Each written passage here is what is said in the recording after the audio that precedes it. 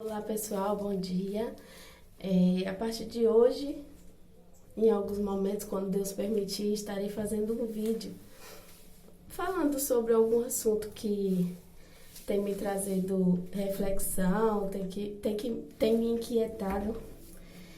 E ultimamente eu tenho ficado muito inquieta com isso. Eu tenho analisado muito de que maneira, né, nós temos influenciado na vida do outro, né? Essa forma que nós, como igreja, dizemos que Jesus está em nós, Jesus está em nossa casa, se isso tem mudado em alguma coisa, não só a nossa realidade, não só a nossa vida, não só a nossa casa, mas a vida do outro.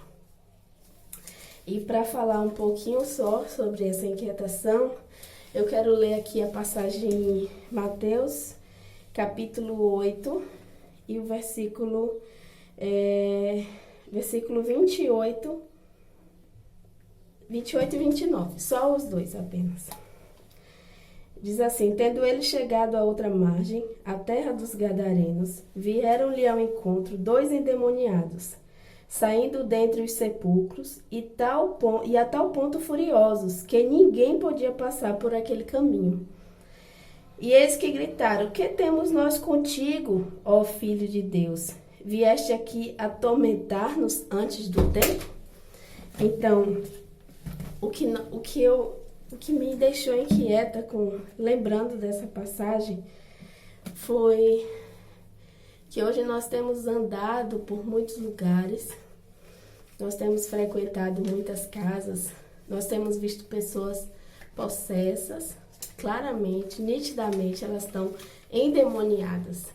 E eles não são, e os demônios não ficam insatisfeitos com a nossa presença.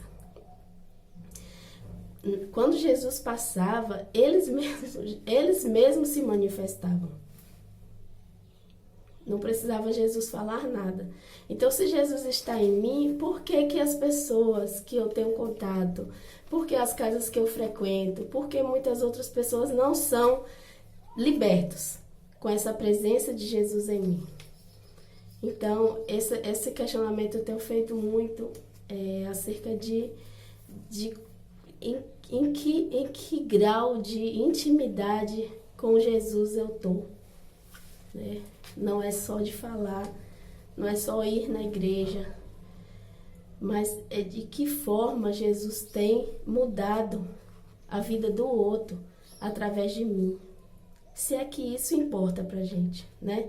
Porque muitas vezes nós temos sido egoístas. Se eu tenho Jesus, se eu estou na minha casa, se a minha casa está servindo ao Senhor, se eu estou indo para a igreja direitinho, o problema é do outro. Eu não estou nem aí para o meu vizinho. E isso me levantou outro questionamento. Gente, mesmo que seja por egoísmo, a gente precisa se preocupar com o vizinho. Porque a criação que eu dou para o meu filho, no caminho do Senhor, e às vezes o vizinho dá uma criação totalmente ao contrário, esses dois vão se encontrar. Eles dois vão se encontrar na escada, nos playgrounds da vida, vão fazer amizade, vão criar algum vínculo, e essa falta de Jesus na vida do outro vai respingar consequências na vida do meu também. Então, se você for egoísta, pense nisso, se preocupe com isso.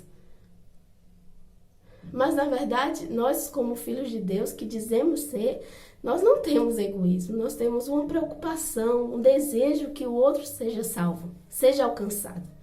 Ele é mais importante para Jesus do que é para mim. Então, muitas vezes, em alguns momentos da vida, a gente perde alguém ou tem medo de perder alguém porque está enfermo e tal, e às vezes a gente se preocupa muito e quer que Deus faça a nossa vontade. Não, Jesus, não leva não, tal, e cura e tal, porque a gente quer que fique aqui com a gente. Mas a gente não está nem se importando se esse outro, por acaso, morresse hoje, se ele realmente ia para o céu, se ele ia estar salvo, né? Então, aconteceu um episódio na minha vida, e nessa época eu estava bem mais envolvida, porque eu tinha ido para uma instituição missionária, e na minha concepção eu ia voltar realmente é um quase Deus, como dizem uns pastores que eu conheço, e alcançar essas vidas. E o meu padrasto, a quem eu amava muito, era uma dessas pessoas. Na verdade, 2 pessoas eu pensei lá, mas ele foi a que eu questionei a Deus. Porque no tempo que eu estava lá, ele faleceu. E eu realmente chorei, gritei, corri pelo sertão lá, que era Irecê. E eu questionei com Deus, eu falei, meu Deus, eu vim aqui para isso.